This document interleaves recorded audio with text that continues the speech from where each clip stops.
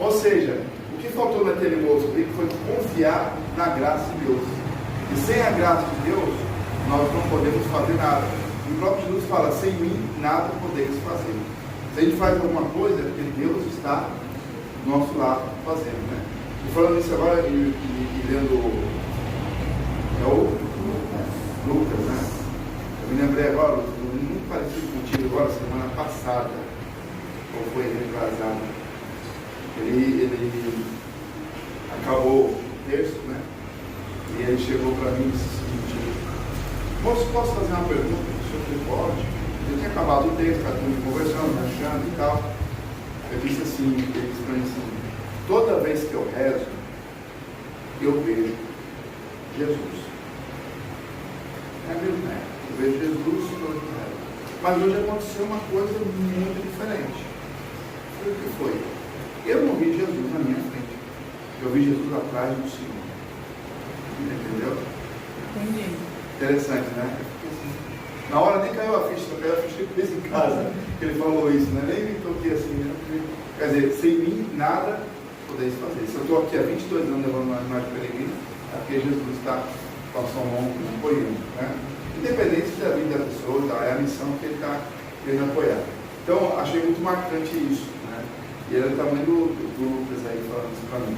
Bom, quando Deus quer que as pessoas entendam que a mensagem, que a obra traz é dele, ele coroa aquela obra com muitos milagres, né? Então, se você pegar, não sei se vocês já viram um filme ou o início de alguma obra religiosa, por exemplo, São Francisco de Assis, tinha muitos milagres com ele, com Santo Antônio e tal, né? Às vezes tinha até mais milagres com os discípulos dele do que com o próprio São Francisco de Assis, né? Tem um milagre que é muito categórico de São Francisco de Assis, sabe qual é? Ele tinha uma devoção com a imagem de Jesus crucificado, que é aquela cruz de São Francisco, não lembro, né, qual é, né? Aí um dia ele estava sendo uma certa aprovação, ali chorando, Jesus conversando e tal, e Jesus desprendeu uma mão e abraçou São Francisco. Esse é o milagre mais famoso de São Francisco, porque Jesus tomou aquela imagem, tomou vida e abraçou São Francisco de Assis, né? Mas tem outros também. Tem um que impressiona muito. Tinha um livrinho chamado assim, Fioreto de São Francisco, Fatinhos de São Francisco. Eu não lembro todos, mas eu lembro um que me impressionou. Não sei se as moças sabem, São Francisco era um homem muito bonito. Era o sonho de toda moça, né? Bonito, família tinha dinheiro, né? E, naquela época, duas coisas que também chamavam muita atenção, e ele também tinha esse dom. Sabia conversar bem, né?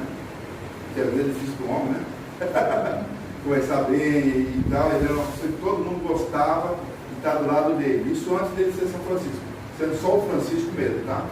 Então ele conversava, tudo. Os colegas dele gostavam muito da conversa dele, as moças então ficavam encantadas.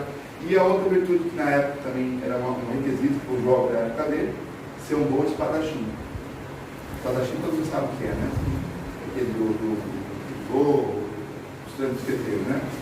Só que daí ele foi numa batalha. Quando chegou na batalha, o cavalo dele empinou e ele caiu.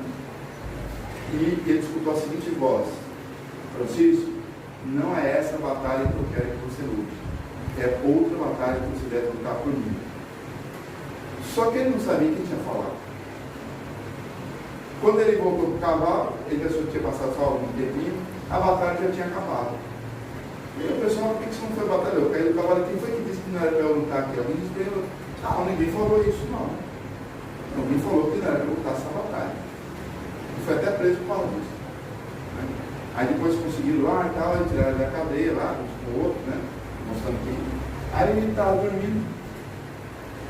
Aí foi um sonho, né? Francisco vá e reconstrua a minha igreja. E ele não entendeu que igreja que era reconstruída. E tinha uma igreja lá no meio do pasto, e ele achou que era aquela igreja.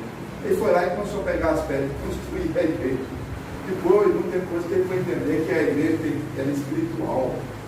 Era um dos dentro da própria igreja católica, né? Bom, mas Deus curou ele com E dentro de todos esses milagres que eu ia contar, era outro. Ele começou, aí quando ele virou São Francisco mesmo, começou a viajar, a pregar, a fazer a lição e tal. E tinha lugar que ele tinha que dormir no hotel de estrada, né? Na época chamava taberna, né? E frio, toda taberna tinha uma lareira. Como ele não tinha dinheiro para pagar um quarto, ele não tinha dinheiro, ele ficava no salão, a noite toda eu fazer. E já naquela época sempre tinha aquelas moças chamadas Mulher da Vida. E uma moça lá, que pela história dela era bem bonita, soube que ele não era padre, né? São Francisco nunca foi padre, mas ele era celibatário por opção. E aí Deus começou a tentar São Francisco. Falou, para você é de graça, vamos, deite-se comigo e tal, e tal. Uma hora São Francisco ficou meio já dizendo não, faz o seguinte, tá, eu vou deitar com você. Só que você vai ter que deitar aonde eu deitar. Não, tranquilo. Tá bom. São Francisco tinha umas coisas meio assim. Tirou a roupa. São Francisco entrou na lareira, o lareirão grande, né? Que havia ali lá dentro, e deitou no fogo. Venha. E aí a mulher deu coragem. São Francisco não se queimou, mas se ela fosse lá, não queimava todinha. Aí ela se converteu e virou freira depois. Mas a gente São Francisco umas coisas assim, e até o pessoal nem conta muito, né? Porque senão fica. E isso aí para mim me impressionou muito no livro de Contos de Milagres de São Francisco. Bom, mas todos os santos, quando eles foram numa hora, São Bernardo, São Casterola, São Bento, né? Deus coroou de muitos milagres, porque aquela obra foi fundada naquela época para resolver um problema da igreja da época. Está entendendo? São Francisco era para trazer de novo à igreja a oração, a penitência e ao desprendimento dos bens terrenos. Santo Inácio lutou contra o protestantismo, contra a reforma, que eles chamam, né? São Bento foi para civilizar, porque os barcos estavam vendendo bombas, destruindo tudo, então precisava. São Bento ele criou praticamente a Idade Média com orte et labore, oração e trabalho. Então, todos os tempos que você falou de organização de vida, hora de dormir, hora de almoçar, hora de trabalhar, vem com São Bento, até hoje, entendeu? Bom, São Bento é agora, né? Dia 11, inclusive, né? E aí Deus coroou também a obra de São Bento com muitos milagres. Mas por quê? Porque a pessoa, admirada pela obra, pelos milagres, entendesse a mensagem da obra. O que acontece hoje, século XXI, no mundo que nós estamos agora? As peregrinações de Nossa Senhora pelo mundo inteiro. Todo lugar que tem uma peregrinação de Nossa Senhora, frente de Portugal, está tendo muitos milagres. Por quê? Porque Deus diz assim, olha, essa obra é para agora. A obra para agora não é franciscana, embora muito honrado e tal, para agora é Nossa Senhora de Fátima. Por quê? E quando ela veio em Fátima, ela disse o seguinte: eu vi que Deus quer estabelecer a terra agora para a salvação das almas, a devoção ao meu imaculado coração. Para isso, eu venho pedir que o Papa faça uma consagração do mundo e a Rússia ao meu imaculado coração. Quem abraçar, somos homens, quem abraçar esta devoção, que é a consagração, e rezar o meu rosário, darei todas as graças necessárias à salvação de sua alma, conversão dos pecadores e a paz para o mundo inteiro. Então, o remédio para o mundo hoje foi dado por Nossa Senhora de Fátima. Embora depois de Fátima, Fátima foi em 1917, né?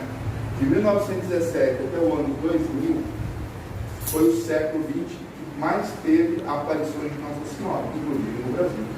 Foram 8 aparições de Nossa Senhora no Brasil, mas só 3 não foi autorizada a falar, que é Nossa Senhora de Sintra, em Pernambuco, Nossa Senhora de Campinas, que é Nossa Senhora das Lágrimas, e em Erechim, no Rio Grande do Sul, que é Nossa Senhora de Santa Cruz. Né?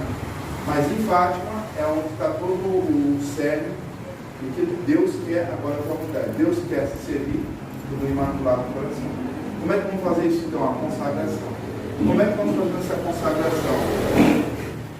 E esse é o motivo por que nós estamos hoje aqui, coroando Nossa Senhora. Porque, como dizia o Papa São Paulo II, quem coroa uma rainha já está dizendo: eu amo e quero servir. Então, para nós, essa coroação vai ser o nosso sim à mensagem dada por Nossa Senhora em Fátima. E eu quero sair daqui consagrado. Posso agora chamar aqui a Jamile. Percebe, amigo, né?